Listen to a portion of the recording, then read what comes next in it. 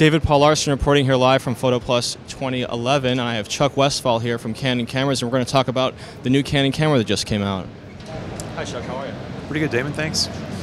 We have the EOS 1DX here at the PhotoPlus show. We're introducing it for the first time. This is our new professional flagship digital SLR, and it takes the place of the existing 1D Mark IV and 1DS Mark III in one new camera. We actually were looking, when we designed this camera, to upgrade the performance based on the main kind of customers that we anticipate are going to be using it. And that divides into basically three areas. We have the high-speed shooters, like the sports photographers and the paparazzis and various different kinds of photojournalism use. We also have the high-resolution shooters, which is divided into, say, for example, commercial studios versus the portrait studios versus the nature and wildlife. And the third group is also the full HD video in the professional area, where people are using EOS cameras quite frequently now for movies, television, what have you. So the main improvements on the camera are reflected for those users.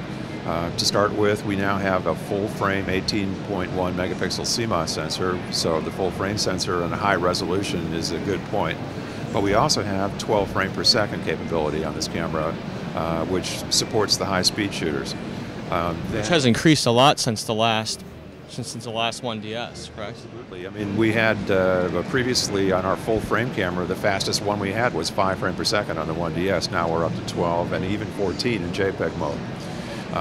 We also updated the autofocus from a 45-point system that had kind of limited capability with the slower lenses to a 61-point system, which much better tracking capability with all of our lenses. So that's, again, going to be good for any kind of photographer who's shooting moving subjects, whether it's nature, wildlife, or sports. I also want to make sure that people are aware that the HD video features on this camera are significantly updated. We have better video quality than we had before, with less of an issue with image artifacts or moire. But we also have longer movie clips, up to 29 minutes, 59 seconds, embedded time code, and a lot more minor features as far as like adjusting the manual audio levels while you're recording and various things that the professionals really require. So, you know, the camera really has been optimized in many, many different ways. Maybe the one hidden feature that people might not be aware of on this camera that we should also discuss is that there's a wired LAN capability. It's actually got an Ethernet port on the side that goes directly into a local area network, so that you can get images out of the camera very rapidly. This was something that was originally requested by the wire services when they're covering events like professional sports or the Oscars or a political convention. But it also has an application to the portrait studios, because in many cases they're shooting tethered, and they're right next door to where their main computer workstation is. So getting the images through that system and into that workflow is something that this camera does a lot better than the earlier models. Awesome, that sounds great. I've heard a lot about the technology with different processors and things like that. Could you talk about that for 1 second? I know a lot of the internet hype has been around the new technology. Yes, exactly. As we were developing the camera, we looked at the entire imaging chain, and of course the sensor was the first thing that we upgraded, but you also have to look at the image processor as part of the whole feature on this camera.